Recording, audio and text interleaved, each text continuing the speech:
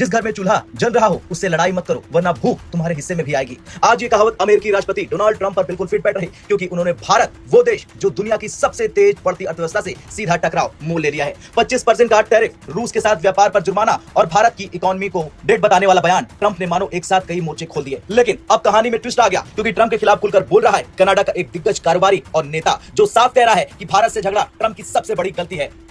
दरअसल बीते हफ्ते व्हाइट हाउस में ट्रंप ने भारत को लेकर ऐलान किया कि भारत से आने वाले हर सामान पर 25% टैरिफ, रूस से तेल और सैन्य उपकरण खरीदने पर भारी जुर्माना और अमेरिकी प्रतिबंधों की सीधी धमकी। यह कदम सिर्फ व्यापारिक नहीं बल्कि भू राजनीतिक संदेश भी था कि ट्रंप अमेरिका की इंडो पैसिफिक रणनीति को अपने अंदाज में आगे बढ़ाना चाहते हैं। लेकिन समस्या यह है कि उन्होंने इस बार अपने सबसे अहम संभावित साझेदार को ही निशाना बना दिया। नाम है भारत। जी हाँ, इसके बाद कनाडा के बिजनेस टाइकून और टेस्ट बेड के चेयरमैन किर्क लुबिमोव ने एक्स पर पोस्ट कर ट्रंप के फैसले को भू राजनीतिक भूल बताया। उन्होंने बड़े बड़े शब्दों में लिखा कि ट्रंप दुनिया की सबसे तेजी से बढ़ती अर्थव्यवस्था के साथ लड़ाई छेड़ रहे हैं, जिसके प्रधानमंत्री नरेंद्र मोदी का वैश्विक सम्मान है। इतना ही नहीं, किर्क ने ट्रंप को चेतावनी दी कि भारत ग्लोबल सप्लाई चेन में चीन के प्रभुत्व को तोड़ने की कुंजी है। अगर अमेरिका भारत से दुश्मनी मोल लेता है तो वो खुद अपनी एशियाई स्ट्रेटजी को कमजोर कर लेगा। उन्होंने सलाह भी दी कि भारत को कील हथौड़े से मत मारो, कनाडा और भारत के साथ मिलकर प्राकृतिक संसाधनों और मैन्युफैक्चरिंग को मजबूत करो, क्योंकि अमेरिका खुद 50 सेंट का टूथब्रश बनाने नहीं जा रहा। भारत आज सिर्फ एक मार्केट नहीं बल्कि एक ग्लोबल ग्रोथ इंजन है। विश्व की सबसे तेजी से बढ़ती प्रमुख अर्थव्यवस्था, निकट भविष्य में तीसरी सबसे बड़ी इकोनॉमी बनने के राह पर, ग्लोबल ग्रोथ में 16% का योगदान है। तो वहीं भारत के वाणिज्य मंत्री पीयूष गोयल ने संसद में ट्रंप के बयान का जवाब देते हुए कहा कि भारत कमजोर 5 देशों से निकलकर ग्लोबल ग्रोथ इंजन बना है और हम पीछे हटने वाले नहीं हैं। ट्रंप की सबसे बड़ी नाराजगी भारत के रूस से बढ़ते व्यापार को लेकर है। यूक्रेन युद्ध से पहले रूसी तेल आयात 1% से कम था, आज 35% से अधिक है। भारत रूस से सस्ता तेल खरीद रिफाइन कर रहा और कई देशों को बेच रहा।